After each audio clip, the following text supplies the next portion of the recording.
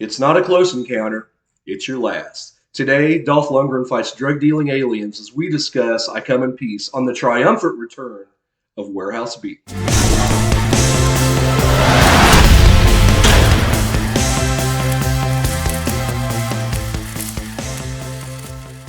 So guys, as far as 80s and 90s action stars go, I always thought Dolph Lundgren should have been a bigger deal. He never reached Stallone and Schwarzenegger status. But to me, he was right there with like Van Damme and Seagal. Acting-wise, maybe just a little less than Van Damme, but ahead of Seagal. And martial arts-wise, I thought he was right on par with them. So that being said, it surprised me that he never really had a hit of his own. This would have been probably the closest thing, or Showdown in Little Tokyo with Brandon Lee. Both of those movies missed, but I don't understand why they weren't bigger. But the plot of this movie is basically Dolph Lundgren plays Detective Jack Kane of the Houston Police Department. And he's tracking down the White brothers. They're the heroin dealers in town, and they end up killing his partner. And along the way, this 7-foot-tall alien comes to Earth, and he steals the White brothers' heroin. And of course, they think Jack's taking it, which is pretty funny. But anyway, it took me like half the movie to figure out what he was doing. But this alien, played by Matthias Hughes, he has this cable that retracts and it hits his victims in the chest, and he's taking this heroin from the White brothers and injecting them with it so that they get high. And so when they're at their point of absolute ecstasy, he's also got this spike that acts as a vacuum. He sticks it in their head and pulls out their endorphins while they're at their highest. And what he gets is this automatic high in a vial, which he's going to take back to his planet. So it took me a little bit to figure out what was going on there, and I didn't actually get it until the coroner, who Jack Kane has a romantic relationship with, kind of abusive actually, explains it in an exposition scene in the middle of the movie. But after a while, it becomes a federal investigation, and so an Agent Smith comes in, played by Michael Bimbim. And I want to point out how this movie had an Agent Smith about 10 years before The Matrix, but at this point, the film feels like a buddy cop movie. There's a great relationship, great chemistry there, by Dolph Lundgren and Michael Bimbim. And of course, you got the by-the-book procedural Bimbim, and you've got the maverick cop of Kane. And so, it just makes a really interesting dynamic.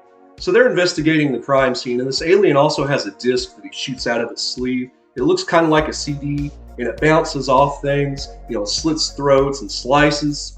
And he'd actually taken out the White brothers with this weapon. And so they find this disc in this speaker. So they take the disc that killed the White brothers down to the lab. And I love the lab technician in this scene. This scene could have been done more traditionally, and it would have been boring. Him telling them what the weapon is and everything, how it's attracted by something with a reverse polarity, which is why it went into the speaker.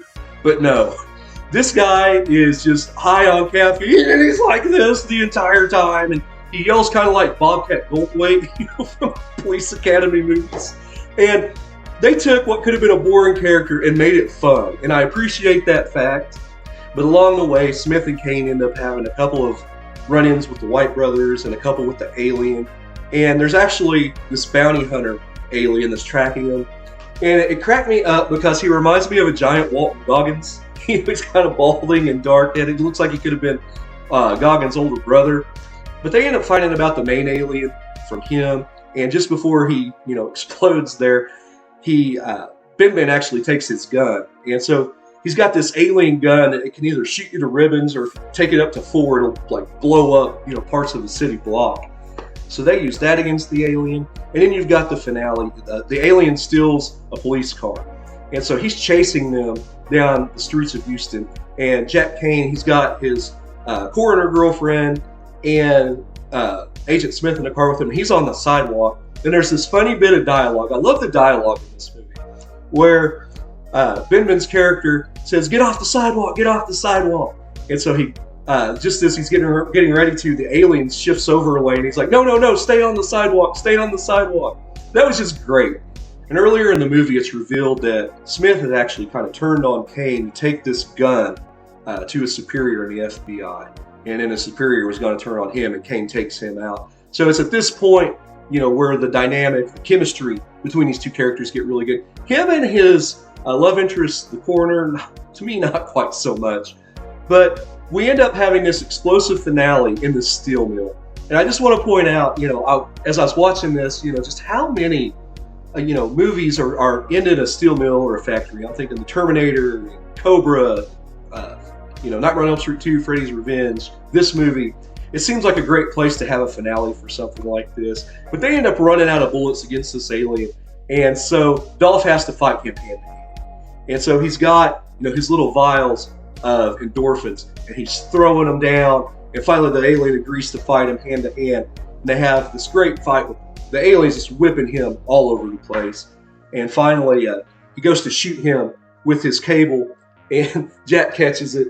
And there's this great bit of dialogue. He's like, "F you, spaceman," and sticks him, and then jump kicks him. And when he gets impaled on this pipe sticking out of the wall. And as he's impaled there, Dolph gives one of my favorite one-liners of any movie as he picks up that gun. Up to this point, the alien said, "I come in peace," like 4 times throughout the movie. That's his only dialogue. Dolph's like, "And you leave in pieces, a-hole." Boom, just, shoots and blows him up. That's the end of the movie. To me, that one-liner, it's so good. It's right there with like "Hasta la vista, baby." Sometimes these action movie one-liners miss the mark, but this was right on. So as far as what I like about I Come in Peace, man, there's some great action in this movie. Dolph Lundgren showing off some pretty good kicks in this. Mostly gunplay from him, but he throws a couple impressive roundhouses.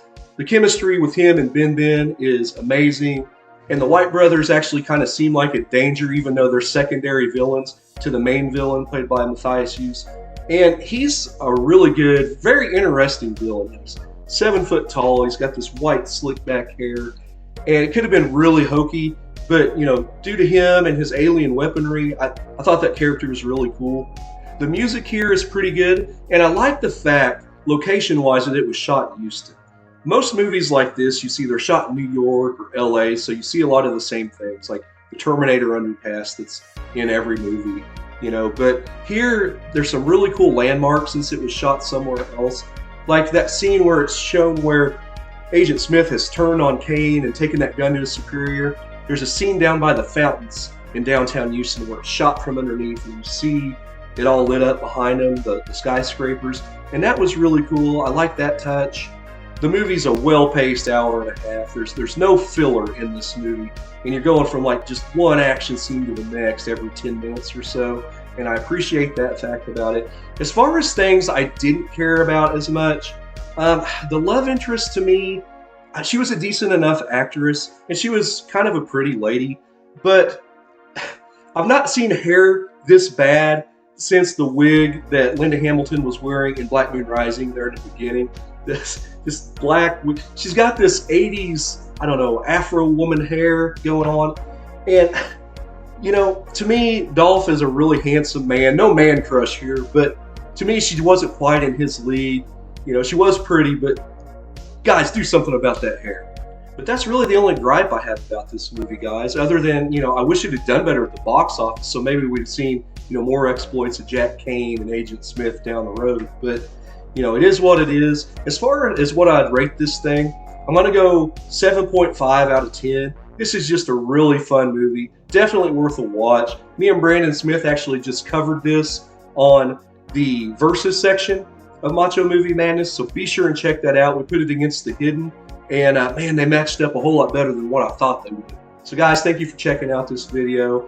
Thank you for supporting Macho Movie Madness and checking out Warehouse B. Me and Brandon and Kenny, we got a lot of cool things coming up, a lot of verses. I know like Lethal Weapon's coming out here pretty soon, so be sure and check those out. As always, guys, stay safe out there. I've been Andrew, and I'll see you down the line.